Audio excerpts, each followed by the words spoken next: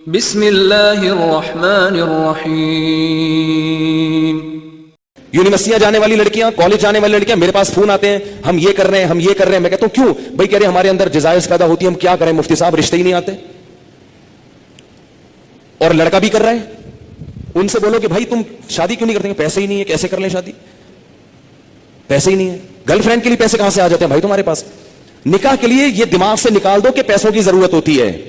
یہ دنیا کا سب سے بڑا جھوٹ ہے کہ شادی کے لیے پیسے چاہیے۔ او بھائی شادی ایجاب و قبول کا نام ہے، خدا کی قسم نہیں چاہیے پیسے شادی کے لیے۔ اگر شادی کے لیے پیسے چاہیے ہوتے تو اللہ قرآن میں نکاح کا حکم دینے کے بعد غریب اور فقیر کو الگ سے ترغیب نہ دیتا۔ اللہ کہتے ہیں اگر فقیر ہونا تو اللہ دے دے گا پیسے، کر لو شادی۔ اگر نکاح میں پیسوں کی شرط ہوتی کہیں بھی کسی بھی درجے میں تو اللہ کیا کہتے ہیں؟ جن لوگوں کے پاس پیسے نہیں ہیں وہ صبر کریں۔ اللہ نے تو نہیں کہا۔ اب آپ کہیں گے پیسے نہیں تو کیسے شادی ہوگی؟ نکاح نام ہے ایجاب و قبول کا۔ بھائی کسی لڑکی سے عقد کر لو، ایگریمنٹ کر لو کہ میں تمہیں اپنے نکاح میں لیتا ہوں، وہ اس کہ ہاں میں نے قبول کیا، گواہ سن رہے ہو، یہ بات ہو گیا۔ اب اگر پیسے نہیں ہے تو اس کو بتاؤ پیسے نہیں ہے میرے پاس، تم میرے گھر آ کے رہنا چاہتی ہو تو میرے ذمہ تمہارا خرچہ ہے، لیکن یہ ہے میرے پاس، میں جتنا خود کھا رہا ہوں اس میں سے آدھی روٹی تمہیں کاٹ کے دے دوں گا۔ بہت مشکل ہے۔ کچھ کرنا ہے نا تو کچھ کرنا پڑے گا، ورنہ چلتے رہو پھر اسی راستے پہ جو لوط علیہ السلام کی قوم والا راستہ ہے، ادھر ہی جاؤ۔ اور اس انجام ہماری قوم کا بھی وہی ہے جو ان کا انجام تھا، جو گوروں کا انجام ہوا ہے نا۔ گورے کو یہ سمجھانا بڑا مشکل ہے کہ لڑکوں سے بدفعلی غلط کیوں ہے۔ کیوں مشکل ہے؟ اس لیے کہ وہ نکاح سے دور بھاگ بھاگ کے لڑکوں کے اتنے عادی ہو چکے ہیں کہ اب وہ کہہ رہے ہیں مولوی پاگل ہیں، ان کو پتہ نہیں کیسی باتیں کر رہے ہیں۔ یہ گند میں جب ایک دفعہ پڑ گئے نا، پھر نکاح کے لیے پیسے ہوں گے تو بھی شادی نہیں کرو گے۔ یہ گند میں پڑنے سے پہلے کی باتیں ہیں ساری۔ پاکیزہ زندگی گزارو اللہ کے بندو، نکاح کرنا پیغمبروں کی سنت ہے، اور نکاح کے علاوہ راستہ اختیار کرنا یہ جہنمیوں کا طریقہ ہے، یہ پیغمبروں کا طریقہ نہیں ہے۔ موسیٰ علیہ السلام کے پاس کتنے پیسے تھے تو انہوں نے شادی کر لی تھی؟ کچھ بھی تو نہیں تھا۔ لڑکی کے باپ نے کہا 10 سال بکریاں چراؤ گے؟ انہوں نے کہا قبول ہے، چراؤں گا۔ انہوں نے کہا شادی تو ہو، چلو 10 سال بکریاں چلائیں گے، شادی تو ہو۔ ہمارے نبی کے پاس کتنے پیسے تھے جو انہوں نے 9 بیویاں رکھی ہیں، 11 شادیاں کی ہیں؟ ہمارے نبی کے پاس تو کچھ بھی نہیں تھا۔ بخاری میں حدیث ہے کہ ایک شخص آیا، لوہے کی ایک انگوٹھی نہیں ہے، نبی نے اس کا بھی نکاح کرایا، ان کی بھی شادی کرائی۔ تو بھائی جو کھا رہے ہو آدھی روٹی کس کو دے دینا؟ بیوی کو۔ بولو بھائی میں ابھی تو یہی کر سکتا ہوں، اگر مزے سے رہنا چاہے ٹھیک ہے، جانا چاہے بولو ٹھیک ہے طلاق لے لو، میں پھر کہیں اور کرتا ہوں۔ مل جائیں گی آپ کو انشاءاللہ، کرنا ہی نہیں چاہتے ہو۔ اور عورت کو بھی شوہر مل جائے گا، اور اگر اس لڑکی کو خرچہ نہیں مل رہا شوہر کی طرف سے تو کم از کم اس کی سیکسول ڈیزائرز تو پوری ہوں گی نا حلال طریقے سے، یہ ضرورت تو پوری ہو جائے گی نا۔ بھائی نکاح کر لے کہ بھائی مجھ میں بھی خواہش ہے، میں حرام سے بچنا چاہتی ہوں، نکاح کر لیا مرد نے، اب کم از کم ان کو میاں بیوی کو ایک اپنی خواہش پوری کرنے کے لیے لباس تو مل جائے گا، ادھر ادھر منہ تو کالا نہیں کریں گے۔ رخصتی اس وقت کر لیں گے جب پیسے ہوں گے۔ آپ بولو بھائی میں اپنی آدھی روٹی کاٹ کے تمہیں نہیں دے سکتا، میرا پیٹ نہیں بھرتا، تم وہی رہو، پہلے سے ایگریمنٹ کر لیں گے۔ نکاح صرف نفقہ اٹھانے کے لیے نہیں ہوتا، زنا سے بچنے کے لیے بھی ہوتا ہے، بلکہ نکاح کا تو بنیادی مقصد زنا سے بچنا، اولاد پیدا کرنا ہے۔ یہ ذمہ داریاں تو اللہ نے ایک نظام کو چلانے کے لیے مرد کے کندھوں پہ ڈال دی ہیں، ورنہ نکاح کا بنیادی مقصد یہ نہیں ہے۔ اگر یہ مقصد ہوتا تو محمد صلی اللہ علیہ وسلم حضرت خدیجہ سے شادی نہ کرتے، کیونکہ حضرت خدیجہ کے پاس پیسے تھے، ہمارے نبی کے پاس پیسے نہیں تھے۔ ذمہ داری اٹھانے کے لیے اگر شادی ہوتی تو خدیجہ سے، ہمارے نبی کی ذمہ داری حضرت خدیجہ نے اٹھائی ہے۔ نہیں آ رہی بات سمجھ میں؟ پہلی شادی جو ہمارے نبی کی ہوئی ہے اس میں ذمہ داری کس نے اٹھائی ہے؟ حضرت خدیجہ نے۔ حضرت خدیجہ فرمایا میرے پاس مال بہت ہے، شریف آدمی نہیں مل رہا کوئی، تو آپ نکاح، آپ شریف ہیں ٹھیک ہے۔ تو 2 فائدے ہمارے نبی کو اللہ نے دے دیے، ایک بیوی مل گئی اور اللہ نے مالی لحاظ سے غنی کر دیا۔ تو باقی سب چیزیں بعد میں ہیں، سب سے پہلے اپنے آپ کو حرام کام سے بچنے کے لیے نکاح کرو۔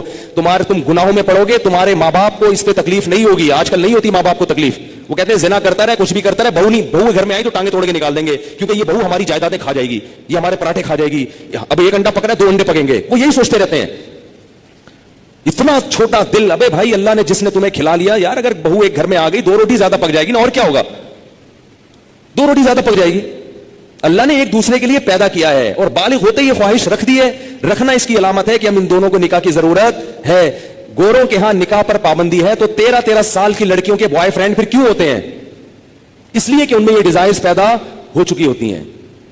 تو لوط علیہ السلام قوم کو کہتے کہتے تھک گئے کہ شادی شادی شادی شادی۔ وہ یہ نہیں کہہ رہے کہ میں نے خانقاہ کھولی اس میں مراقبہ کرواؤں گا، تمہیں محاسبہ کرواؤں گا، چلہ کرواؤں گا، اور پھر بزرگوں کے بیانات سنو گے تو تمہارے دل سے یہ نفرت نکل جائے گی۔ یہ نہیں کہہ رہی لوط علیہ السلام، یہ 4 مہینے لگواؤں گا تبلیغ میں تم سب کے۔ ایسا آدمی 4 مہینے کے لیے نکلے گا نا، وہاں لوگوں کو خراب کر دے گا۔ یہ جو شہوت پرست آدمی ہے نا، جس کو حلال خواہش پوری نہیں ہو رہی، یہ تبلیغ کا ماحول جا کے کیا کرے گا؟ اس کو مدرسے میں چھوڑو گے مدرسے کے طلبہ کو بگاڑ دے گا, اس کو بچوں کا استاذ بناؤ گے, قاری بناؤ گے, بچوں کو پیل دے گا. یہ اللہ معاف فرمائے, میں بہت برے الفاظ استعمال کروں لیکن ہو رہا ہے یہ سب کچھ, بچوں کو خراب کر دے گا یہ. میں تو کہتا ہوں مدرسوں میں ایسے قاری کو رکھا نہ جائے جو شادی شدہ نہ ہو. رکھا کتنا ہی ایسے پیر اور مرشد سے بیعت نہ ہو جو شادی شدہ نہ ہو. بیعت ہوگے نا, شیطان اس کو تمہارے خلاف, اگر کوئی نیک خوبصورت مرید جا کے بیعت ہو گیا نا تو شیخ کا اس پہ دل آ جاتا ہے. بھائی اللہ نے نظام نہیں رکھا نا. ایک چیز, آپ کو بھوک لگ رہی ہو, کھانے کو روٹی نہیں ملے گی تو جو تھوڑے دن تک برداشت کرو گے پھر کچرے سے گند نکال نکال کے کھانا شروع کر دو گے. کب تک برداشت کرے گا؟ تو جب مرد اور عورت کی خواہش پوری نہیں ہوتی, نتیجہ کیا نکلتا ہے؟ وہ گند کی طرف جانا شروع. اور ایک وقت تک تو واپسی کا چانس ہوتا ہے, کچھ وقت کے بعد پھر پیسے آ جائیں گے نا, کروڑوں روپے بھی, پھر بھی واپسی کا چانس. تبھی نکاح کے بعد بھی گندگی میں پڑے رہتے ہیں ایسے لوگ. دیر سے جن کی شادیاں ہوتی ہیں نا, شادی کر کے بھی گناہ نہیں چھوڑتے وہ. تو لوط علیہ السلام نے کیا کہا اپنی قوم کو کہ یہ عورتوں سے نکاح کیوں نہیں کر رہے؟ قوم جواب میں کہہ رہی ہے ما لنا فی بناتک من حق, ہمیں عورت سے نکاح میں دلچسپی ختم نہیں ہے. اس سے پتا چلا کہ گناہوں میں جب پڑو گے تو حلال کی لذت بولو نا ختم ہو جائے گی, ختم ہو جائے گی. اور یہی ہو رہا ہے ہمارے معاشرے. بیویاں گھر میں بیٹھی ہوئی ہیں اور منہ کالے ہو رہے ہیں باہر جا کے. عورتوں کے اپنی زوجاؤں کو وقت ہی نہیں دیتے, محبت ہی ختم ہو گئی کیونکہ اتنی گرل فرینڈ ہیں اس سے منہ کالے کرا لی ہیں, اتنی عورتوں سے منہ کالا کرنے کی عادت پڑ چکی ہے, شادی سے پہلے پڑ چکی ہوتی ہے. آج کل جو شادی کے بعد کیسز آ رہے ہیں نا, وہ پتہ ہے کیا آ رہے ہیں؟ شادی ہوئی تو پتہ چلا میرے میاں کی اتنی پہلے سے فرینڈس ہیں, اب چند دن تو بیوی کی طرف رغبت تھی, اس کے بعد وہ پرانی والی فرینڈس وہی شروع ہو گئے. عورت پہ کیا گزرتی ہے؟ عورت سب کچھ برداشت کر لیتی ہے مگر مرد کی بد کرداری عورت سے برداشت نہیں ہوتی. اس کو یہی نہیں پتا کہ کل کس عورت کے ساتھ دوستی لگائے گا, پرسوں کی. گھر تو ایسے گھر تھوڑی چل سکتا ہے. ایک عورت کی کال ہوتی نا جو ایسے اپنے غم بتاتی ہے, تو میں آپ کو بتاتا درجنوں عورتیں ہیں. نتیجہ کیا نکلتا ہے کہ ان لڑکوں کو شادی سے پہلے لڑکیوں سے دوستیوں کی عادت پڑ چکی ہوتی ہے, وہ چسکے لے لیے ہوتے ہیں. اب شادی کے بعد پھر وہ کہتے ہیں یار ایک بیوی یہ کیا ہے, یہ درجنوں لڑکیاں درجنوں لڑکیاں. پہلے ہی سے جب بچہ بالغ ہو تو والدین کو اللہ کا واسطہ دے کے کہتا ہوں اپنے بیٹوں کی بیٹیوں کی فکر کرو. بچہ بالغ ہو, برائیوں اس میں پڑنے سے پہلے اسے اس کو گھر بار پہ لگا دو. اتنا نیک شریف نکلے گا, دیکھو آپ دعائیں دو گے مجھے, ایسا پیارا بچہ نکلے گا آپ کا. تھوڑے دن میں اس کی اولاد ہو جائے گی, میاں بیوی بچہ, وہ اسی میں مشغول ہو جائیں گے. اس کی کیونکہ اللہ نے انسان کے دل میں فطری طور پر گناہ سے نفرت رکھی ہے. جب اس کی حلال طریقے سے تسکین ہو جائے گی تو فطری طور پر اس کا طبیعت جائے گی نہیں گناہ کی طرف. میرے جو بزرگ ہیں, میرے مشائخ ہیں, 13 سال کی عمر میں ان کی شادیاں ہوئی تھیں. ایسی پاکیزہ زندگی انہوں نے گزاری ہے. میرے جو بزرگ ہیں میں ان کی بات کر رہا ہوں, 13 سال 14 سال میں ان کی شادیاں ہوئی ہیں, ایسے پاکیزہ زندگی. تو میڈیا تمہیں جہنم کی آگ کی طرف لے کے جائے گا.